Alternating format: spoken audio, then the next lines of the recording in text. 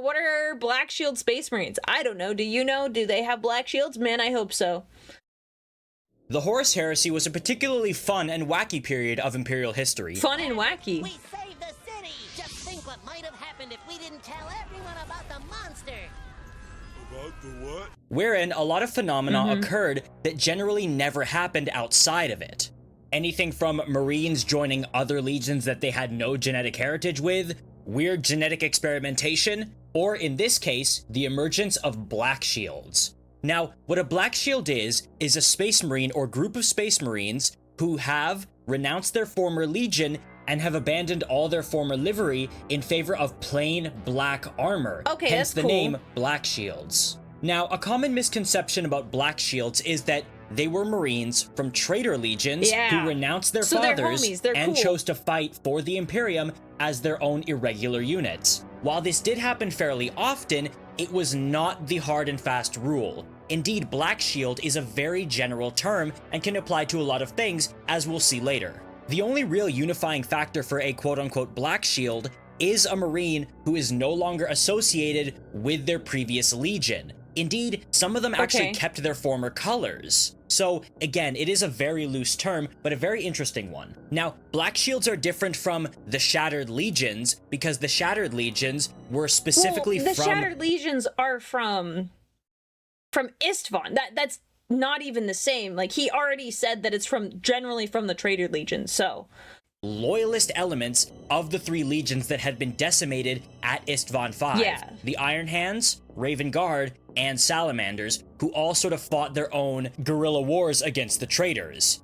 Another difference being, all Shattered Legion's forces, like the Orphans of War, formed in the wake of the Dropsite Massacre, but Black Shield units would be formed throughout the course of the heresy for varying reasons and with varying ideals. Most were former traitors now fighting for the loyalist cause, some were actually former loyalists now fighting for the traitors, and a good few were actually pirates. Marines who had abandoned any cause to fight for and said, screw it, we'll carve out our own small fiefdoms or just operate as independent Corsair units just for fun. It's also a common misconception that Black Shields only really operated during the Horus Heresy. And while yes, that definitely was the heyday, there is one big exception to that, which I will get into later. Now, when people think Black Shield, what usually comes to mind is the character of Endred Har, the Riven Hound, a particularly large former World Eater who would become one of Malcador's chosen and would eventually die during the fighting at Saturnine. He led a group called the Fangs of the Emperor, He is a pretty cool guy. while not actively working alongside loyalist units or really cooperating with anybody, were comprised of mostly the aforementioned loyalist elements from traitor legions, and funnily enough, a lot of Death Guard. It just seems to be this running theme that a lot of Black Shields were Death Guards. Yep.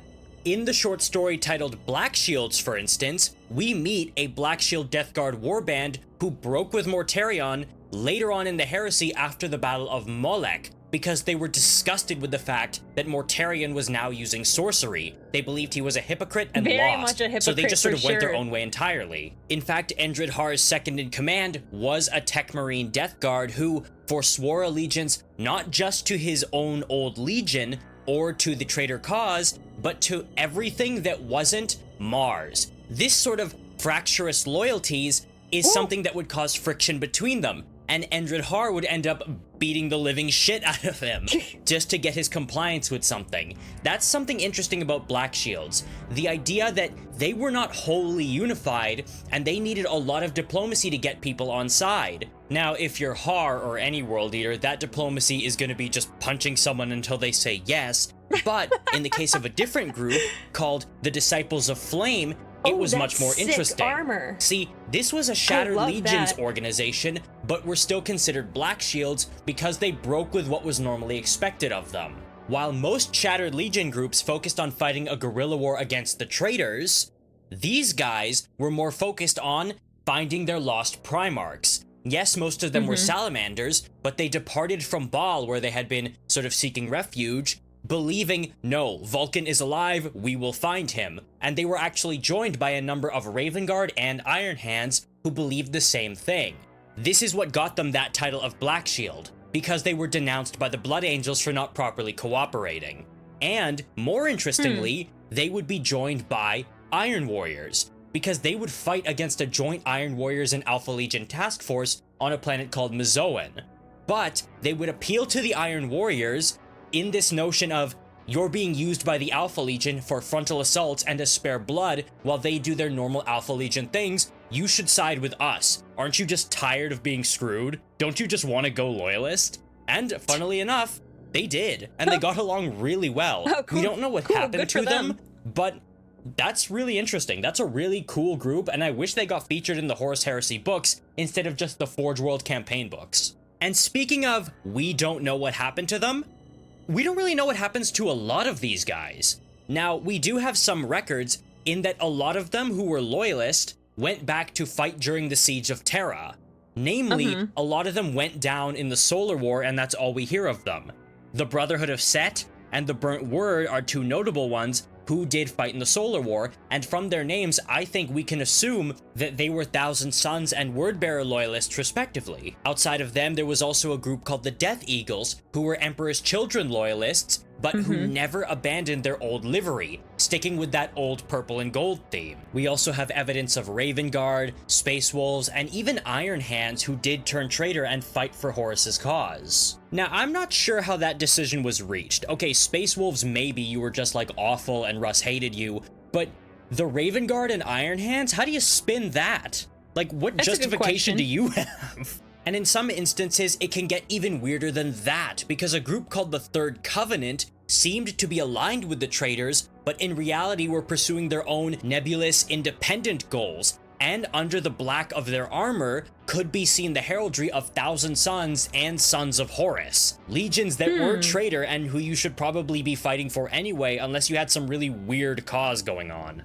And it gets even weirder when you look at a group called the Gerasene Host, because they weren't from any legion, they were chimeric. They were the result of, quote, unsanctioned and rapid gene experimentation done by an unknown actor. See, whenever you get these chimeric legions, like the old iteration of the Minotaurs, who are presumed to have some sort of world eater in them, they're always really unstable and kind of crazy, because it's really hard to mix gene seed like that, and this was no exception. Generally. They first appeared as some sort of shock troop terror weapon deployed alongside a joint force of Death Guard and Emperor's Children.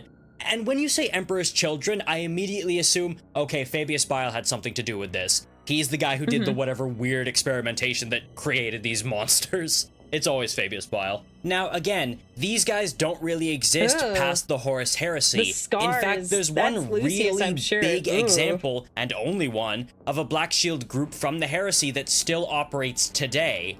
That being a Raven Guard offshoot called the Ashen Claws. And these guys have an enduring legacy, so let's get into that. Now, when you think Raven Guard Black Shield, you're probably going to think a traitor, someone fighting for Horus, but these guys' roots as independents go back way before the Heresy. What had happened with them was that, while working alongside the Sons of Horus, they developed a really brutal and bloodthirsty fighting style, and when Corvus Corax found out about this, he cast them out and had them sent to the far reaches of the galaxy. Now, that was such a bitter split that Corax even made no effort to contact them when the Horus Heresy broke out, but they did return of their own volition, and immediately started raiding planets in and around the Nostromo sector.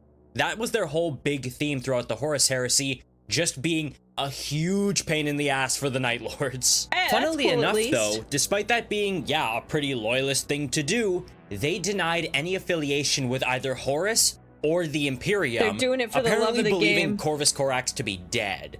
This happened when they were hailed by Ultramarines, who they were fighting alongside to push back Night Lords. Honestly, it just seemed their entire goal was to just kill Night Lords, and that's it. And very cool and funnily very enough, based. even further still, these guys are actually still active all the way up until M41. We have records of them fighting and working alongside the Carcharodons, that really cool shark-themed chapter that was active a lot in the Badab War. They trade recruits, materials, intelligence, and a lot of people believe the Carcharodons are Raven Guard descent, and come from the Ashen Claws, which does feel credible to me, honestly. Now, what I've mentioned here, generally speaking, only really existed within the era of the Horus Heresy or immediately after in the Great Scouring. But there is one example of Black Shields up until the 40th millennium, that being Black Shield Deathwatch Marines. Now, for those who might not know, what the Deathwatch is the chamber militant of the Ordo Xenos of the Inquisition. They're meant to deal with alien threats, work with Xenos artifact recovery, and many other such things. It's a very highly specialized unit. And most members of the Deathwatch are not only of Deathwatch, they still exist as part of their previous legions. The Deathwatch will seek out members to join them for a certain period of time, by which a crisis is dealt with, and they are let go from the Watch Fortress they were staying at during that time, and can return back to their old legions. That's why they wear the livery of their old legions on their pauldron. So even though someone is wearing Deathwatch black, you can see that they're still an Ultramarine or an Imperial Fist or what have you. They fulfill their duty and then return to their old legions. Yes, but Deathwatch Black Shields do not do that. They just These are Marines who have forsworn any and all loyalties and now only fight for the Deathwatch permanently. And it's really interesting because the other members of the Deathwatch that they serve alongside aren't supposed to pry or try to ask or inquire about who they're actually serving alongside. It's just accepted. It's almost like a sort of don't ask, don't tell sort of thing. The only one who will have some idea of their previous genetic heritage will be the Watch Commander, who is the one that the Black Shield will approach and ask, hey, can I join Deathwatch? Now see, something like this will only really happen for two reasons. One, if a Marine's entire chapter was wiped out and they're the sole survivor with nowhere else to go. Yeah, that'd be pretty sucky. If their chapter has turned traitor and they're like the last loyalist left and want to seek penance for the betrayals of their brothers. As you can imagine, this is a very rare occurrence, and most Watch Commanders will only ever see like, what, one or two of these guys throughout their entire length of service? This is like the closest thing a Space Marine could get to being a Ronin of sorts, where they go about on their own and doing what they do. The reason that never really happens is because Space Marines are genetically hardwired to clump together. They have this need for group effort and brother. Their brother bonded. Working as a part of a unit. Weird. They can't not do that. It's why Space Marines are unnerved when they see Custodians fighting, because Custodians fight as individuals, even when there's a lot of them. This is why Black Shields are such a rare occurrence, especially in the 41st millennium, because it's just not what Space Marines are meant to do. Honestly, it's a bit of a shame because I think it's a really cool concept that we just don't see often. I would love to see more Black Shield Marines either on their own or in the Deathwatch, because the Deathwatch themselves doesn't get enough love. It's a really cool organization. But what do you guys think? Do you guys think that Black Shields are a really interesting and underutilized concept, or do you think maybe it might just muddy the setting and is unnecessary, especially in 40K? I think it's interesting because not every guy is a Black Shield. It can allow for differences in a legion or a chapter, an organization that would be contrary to it normally. Were you guys a fan of them back in 30K, or did you not care for them and just thought it was unnecessary fluff? Let me know in the comments below. I'd love to hear from you guys, and until then, I will see you in the next video.